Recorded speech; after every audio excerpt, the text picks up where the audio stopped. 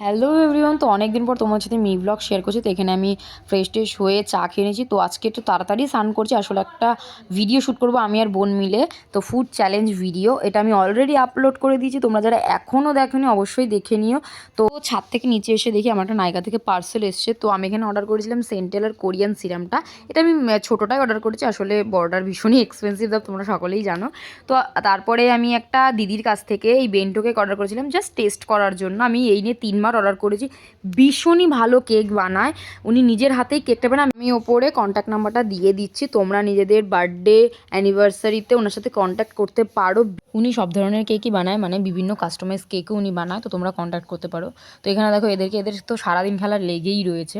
তো এখন বাজে 7:30 মতো। তো আমার বোন ডিসাইড করেছে যে ও চিকেন কষা বানাবে। তো এখানে চিকেনও কিনে নিয়ে এসছে, দেন এখানে আলুটাকে ভাজছে। তারপরে মাঝখানে কোনো ক্লিপটা নেওয়া হয়নি। তো ওর চিকেন কষা রেডি। তো আমি টেস্ট করে দেখলাম ভীষণই ভালো হয়েছে খেতে, বাট একটু ঝাল হয়েছে, আমি ঝালটাও তো খেতে পারি না। তো 9টা নাগাদ আমি খেয়েছিলাম চিকেনের এই আইটেমটা। তো রাত্রেবেলা ডিনার করলাম আমার বোনের হাতের চিকেন কষা। তো রাত্রেবেলা স্কিন কেয়ার করে নিলাম। তো এখানে আমি ইউজ করছি প্লামের সেরাসেন্স ময়েশ্চারাইজার। তো এটা নিউলি লঞ্চড একটা প্রোডাক্ট, এটা উইন্টারের জন্য ভীষণই ভালো। So that's it, see you in my next blog, bye by.